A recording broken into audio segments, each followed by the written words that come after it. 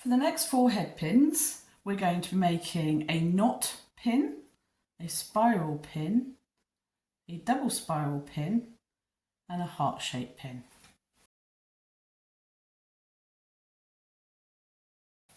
I'm going to be using 0.6, well this is just over 0.6 mil because this is electrical wire, or recuperated from electrical wire, which is 22-23 gauge. You can use slightly thicker if you want.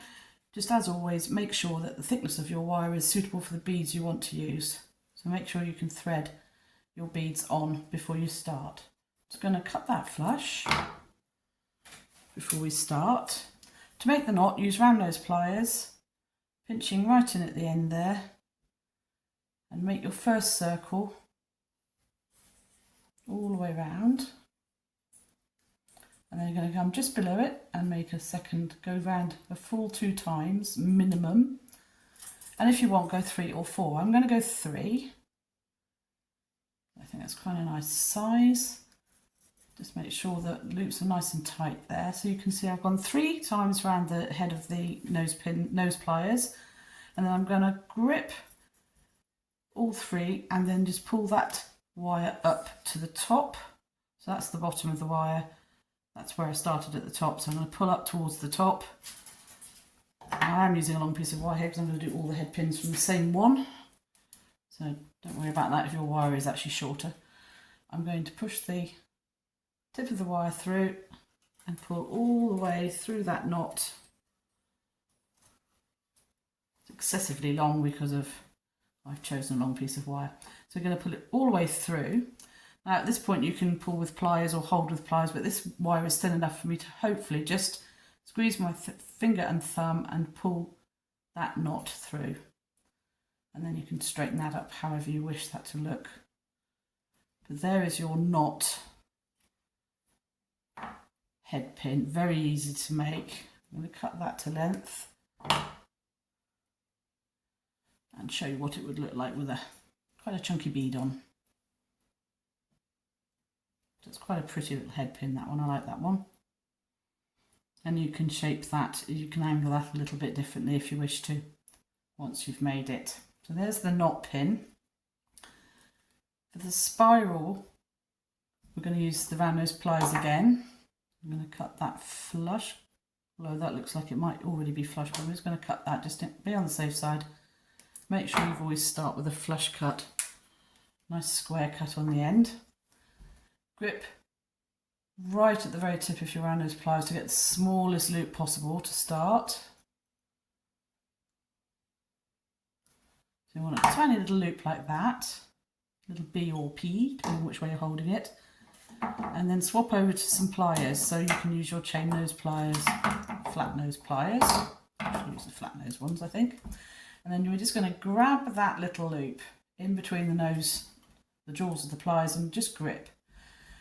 And for this action, for this making a spiral, if you've never made a spiral before, you're just going to do small movements, release the pliers, just change where they are. So, and using your thumb and finger just to push that wire up against the loop.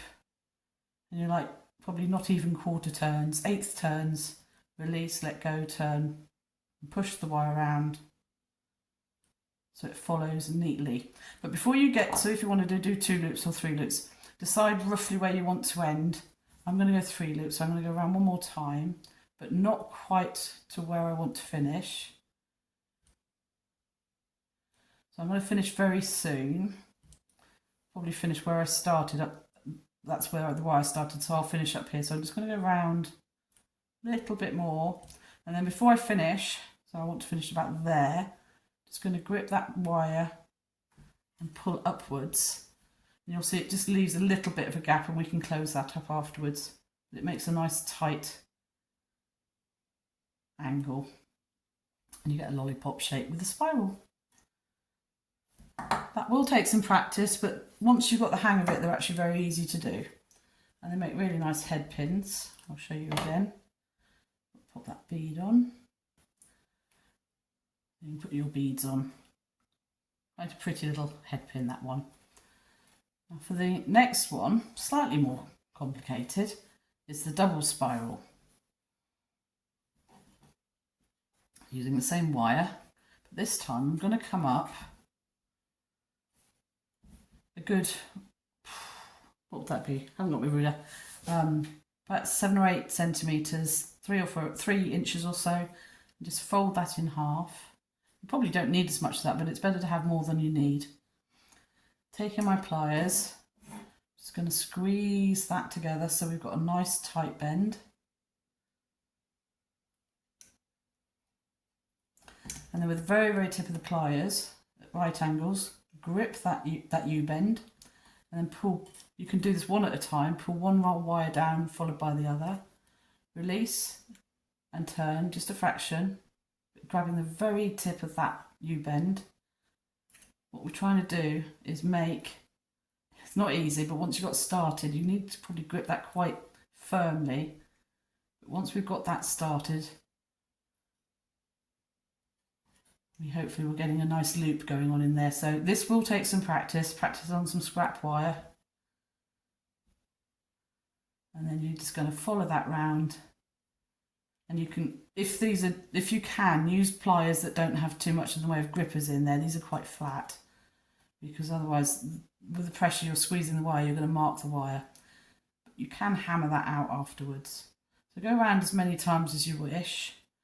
But like before you get to the end, think about just bending that wire upright at right angles away from the spiral before you finish, and then just close the spiral up.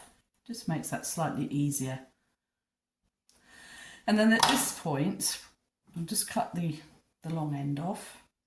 So what you can do with the shorter end, you can cut that off now and then just continue that spiral a little bit, so that's snipped in there. Or you can grip your spiral and then take the wire around a couple of times to finish it off, and then snip the end off and tuck any bits that are poking out, tuck them in so they're not scratchy by nipping them with the plier tips. That's great. So there you have your double spiral, which I'll pop that bead on.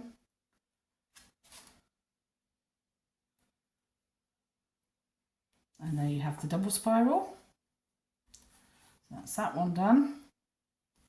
So the last of these 4 pins I'm going to make is the heart-shaped one. So flush cut your end as before.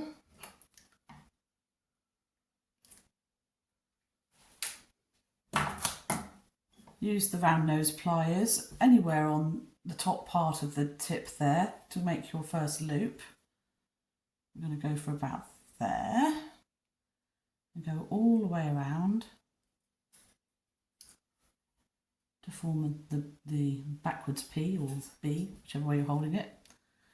And where you want to make the bend to the bottom of the heart, pinch in tightly and push straight back up. And then matching where that curves on this side, so just eyeball that, but about there. We're going to come back in and make the other side of the heart. Like that. And then you're just going to grip and pull that wire out of the heart shape and straight upwards. Pinch it with your fingers, finger and thumb, or possibly the pliers, but just go steady with this because otherwise it will squidge it out of shape. Just pinch that in. And then we can straighten that bit of wire up afterwards, cut to length. And there you have your nice heart shape. Now you can hammer that if you want to. You can hammer the spiral, either of the spirals. So if you want to hammer these flat, any of these, you won't hammer the knot because it's 3-dimensional. But for the spirals, you could use an ordinary hammer, or if you've got a nylon tipped hammer, just for a gentle bit of hammering. It's just to strengthen that shape up a little bit. But you can use an ordinary metal hammer as well. Just Just tap really lightly. So that's that one. We've got the normal spiral. You don't want to be tapping up the stem because you want really to stay round. It's easy to thread the beads onto, but just that shape. You don't need to do it much. When it comes to hammering the heart, just be really, really careful because of that doubling back of the wire there. If you hit directly on there, it will flatten it that way. So just go careful with the hammering of the heart. Just nice and gently. And sometimes you might just need to reshape that with your fingertips how you want it. So there you have 2 spirals, a knot and a heart shape for your headpin collection. I hope you enjoyed watching that. In the final video for headpins, I'm going to show you how to make the ball-headed pin, which uses heat. And we're going to do a variation on a theme for that one as well, where you hammer the ball to make it flat, so it's like a little round paddle. That's in the next video. Thank you for watching. Bye.